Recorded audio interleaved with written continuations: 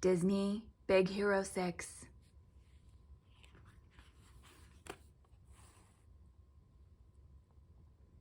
Big Hero 6.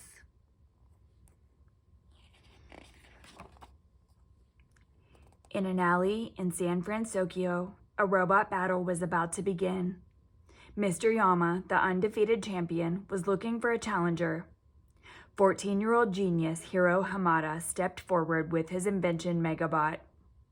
Mr. Yama laughed at Hiro's small robot, but agreed to battle. Hiro just smirked as he placed his robot in the ring. Megabot, destroy. Within minutes, Megabot had wrecked Mr. Yama's robot. Mr. Yama was angry. Luckily, at that moment, Hiro's older brother Tadashi rode up on his scooter.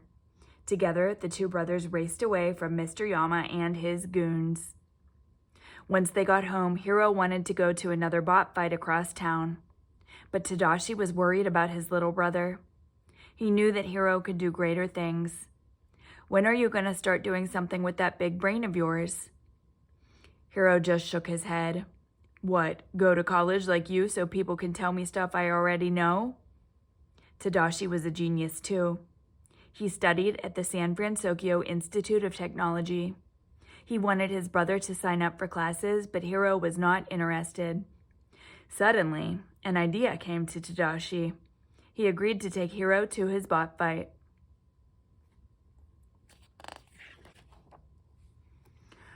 On the way to the bot fight, Tadashi needed to stop by his lab. There, Hiro met Tadashi's friends, Gogo, Wasabi, Honey Lemon, and Fred. They were working on their own inventions. Gogo was using electromagnets to make the fastest bike ever. Wasabi was working on a high-powered laser. And Honey Lemon was formulating a chemical reaction that could turn a big ball of metal into a pile of pink dust. Hiro was impressed by all of Tadashi's friends and their inventions.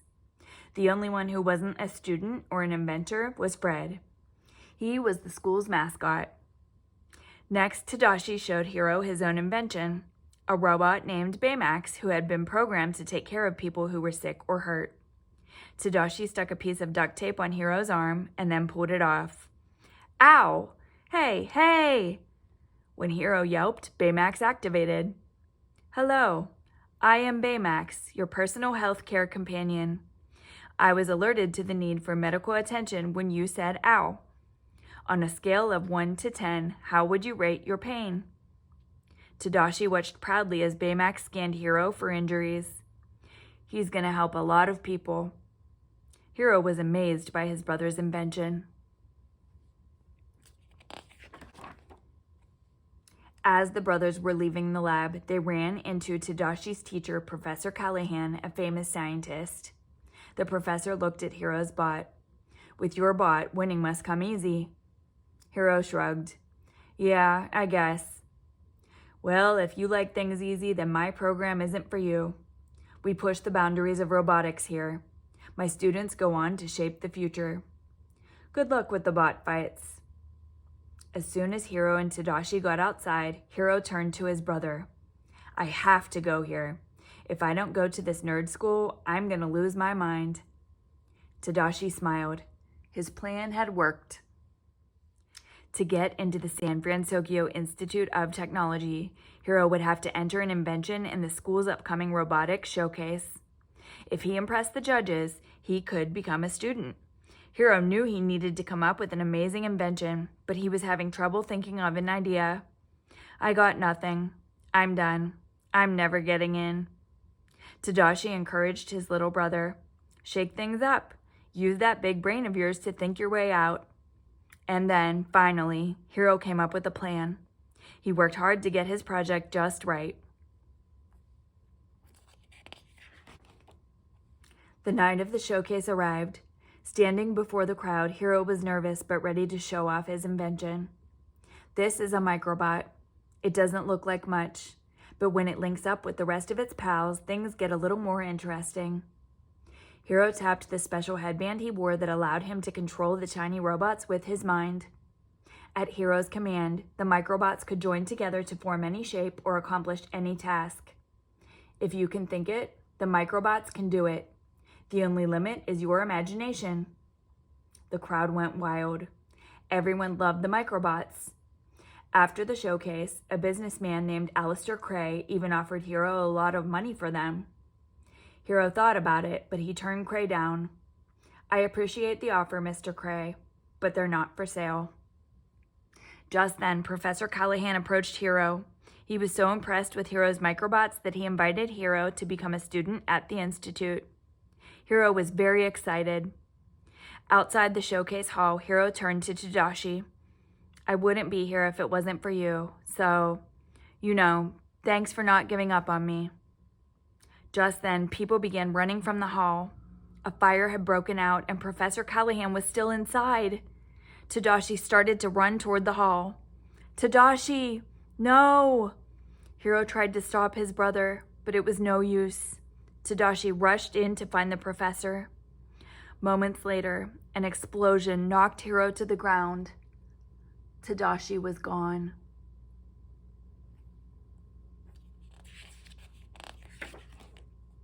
As the days passed with Tadashi gone, Hero stayed in his room and kept to himself. Nothing seemed to matter anymore. Then, one day, Hero dropped something on his foot. "Ow! Ah, ow!" To his surprise, Baymax appeared. "Hello, I am Baymax, your personal health care companion. I heard a sound of distress. What seems to be the trouble?" Hero didn't want anything to do with Baymax, but Baymax would not turn off. "I cannot deactivate until you say you are satisfied with your care." As Hero tried to figure out a way to deactivate Baymax, he noticed something moving under his bed. It was the microbot that had been in his sweatshirt pocket on the night of the showcase. It was moving around trying to find the other microbots, but all of them had been destroyed in the fire. This doesn't make any sense. Baymax looked at it. "Your tiny robot is trying to go somewhere." Hero shrugged, uninterested. "Oh yeah? Why don't you, find out where it's trying to go?" Baymax was programmed to help Hero, so he followed the microbot. Hero couldn't let anything happen to his brother's robot. Reluctantly, he took off out the door after him.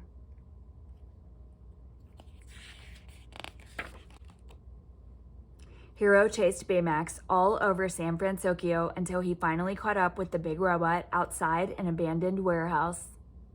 Baymax turned to Hero. "I have found where your tiny robot wants to go." Helping each other, Hero and Baymax climbed through a window. Once inside, Hero looked around to find something astonishing. His microbots were there, along with a machine that was making thousands more. Suddenly, the microbots began to assemble. Hero and Baymax spotted a mysterious man in a mask moving toward them. At the masked man's command, the microbots swarmed together and attacked Hero and Baymax. Only by thinking quickly were the two able to escape and make their way home. While Baymax recharged, Hero thought about what had happened at the warehouse. His microbots hadn't been destroyed in the fire. The masked man had stolen them. And if the masked man was responsible for the fire, he's responsible for Tadashi. Hero could barely contain his anger. "We gotta catch that guy." Baymax would do anything to make Hero feel better. "Will apprehending the man in the mask improve your emotional state?" Hero nodded. "If we are gonna catch that guy, you need some upgrades." The big robot wasn't programmed to fight, so Hero quickly got to work programming Baymax with new karate moves and building him a special suit of armor. Soon Baymax was battle ready.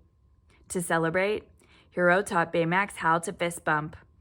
Ba la la la.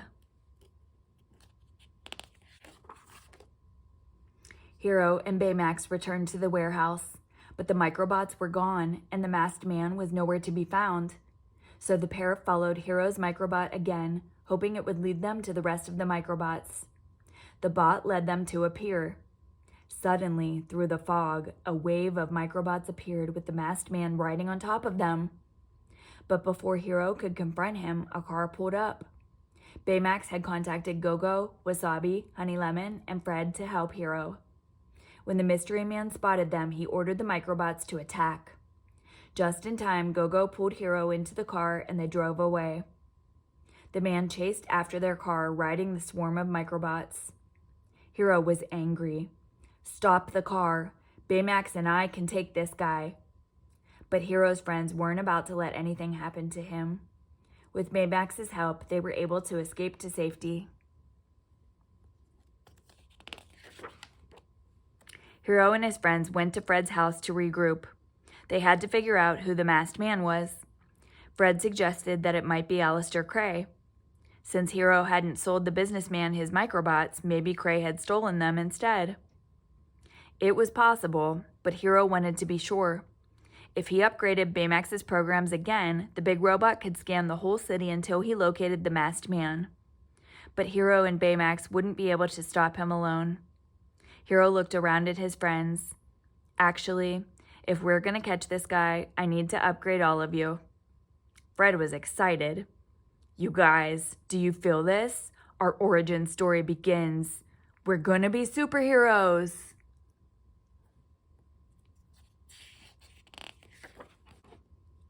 Hiro created a unique supersuit for each of his friends.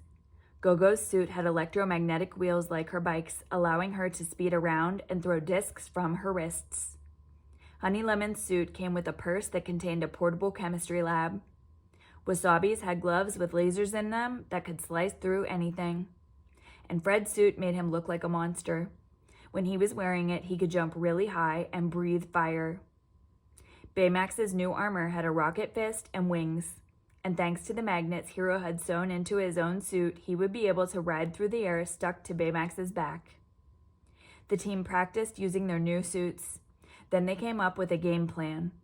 The villain's mask controlled the microbots, so taking it away was the only way they could stop him.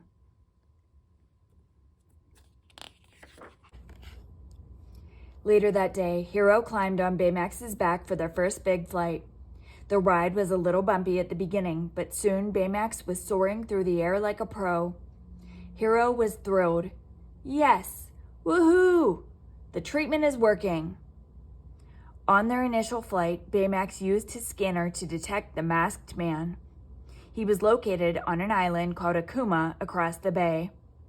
Later that day, the group flew to Akuma, where they found an abandoned lab formerly owned by Aleister Cray. As the team looked around, they activated video footage of an experiment led by Cray.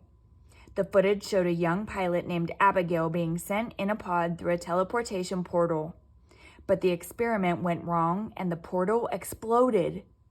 The team was stunned. The masked man had to be Cray. Just then, the masked man attacked them.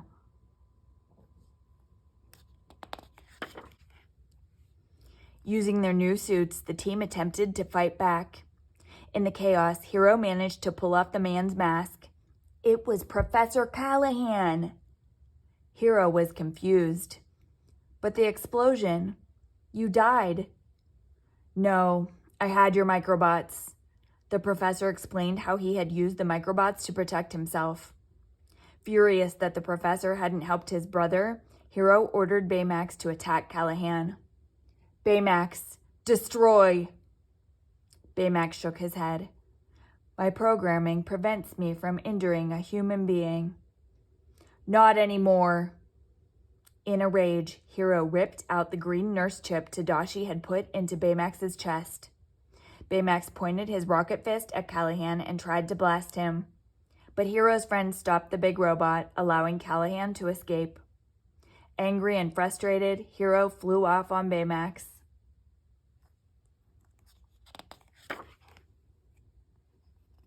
Back at home, Hiro wanted to go after Callahan and get revenge. But Baymax didn't want to hurt anyone. That was not why Tadashi had created him. He showed Hiro a video of his brother. "Tadashi is here."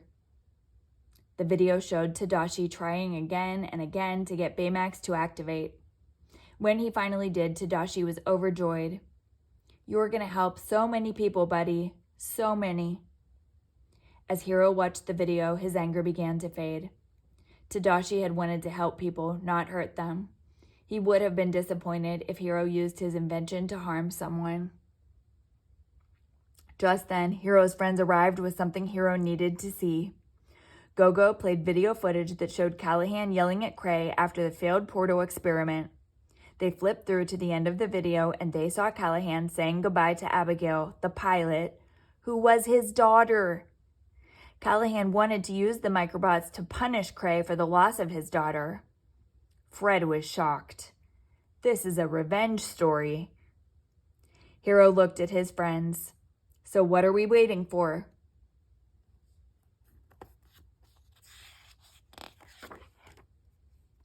The group rushed to Cray's new company headquarters to find him addressing an audience.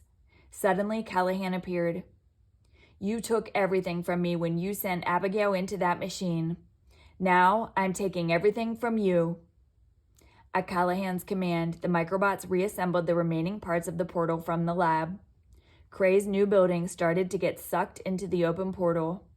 Somehow, Hiro and the team had to stop Callahan. Then Hiro got an idea. Go for the mask. Without it, Callahan wouldn't be able to control the microbots. Together, the team tried to stop Callahan, but he was too strong. Hiro realized they needed a new plan. Forget the mask. Take out the bots. They'll get sucked up into the portal. Using their supersuits, the team chipped away at the columns of microbots. One by one, the bots got sucked into the portal, and without them, Callahan was finally defeated. But the danger wasn't over yet. The portal was still open. It started to break apart. Hiro had to get his friends to safety. We need to get out of here now. The team turned to run when suddenly Baymax noticed something. He pointed at the portal. My sensor is detecting signs of life coming from there. It was Callahan's daughter. She was still alive. Hiro jumped onto Baymax's back and they flew into the portal to save Abigail. Dodging the swirling debris, they sped through the vortex until they found her still in her pod, unconscious. Hiro grabbed Abigail's pod, but suddenly a large chunk of concrete hit Baymax, damaging his armor. Without it, Baymax couldn't fly, but he could still save Hiro and Abigail by using his rocket fist to propel them through the portal before it closed. He turned to Hiro. I cannot deactivate until you say you are satisfied with your care. Hiro shook his head. Please, no, I can't lose you too. Hiro, I will always be with you. Tearfully, Hiro hugged his best friend goodbye. I'm satisfied with my care. With that, Baymax detached from his rocket fist and drifted away.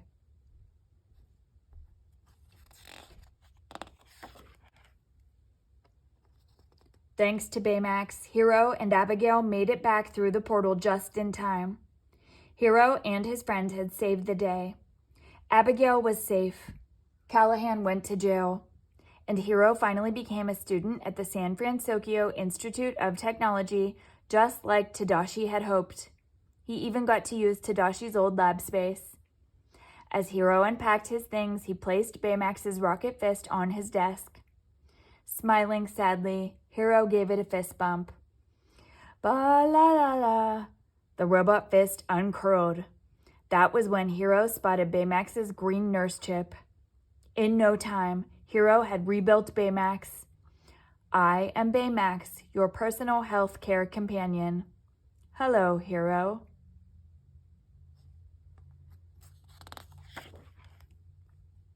Hiro, Gogo, Wasabi, Honey Lemon, Fred, and Baymax were heroes. If another danger ever threatened San Francisco, they would be ready. We didn't set out to be superheroes, but sometimes life doesn't go the way you planned. The good thing is my brother wanted to help a lot of people, and that's what we're gonna do. Who are we? They were the Big Hero 6.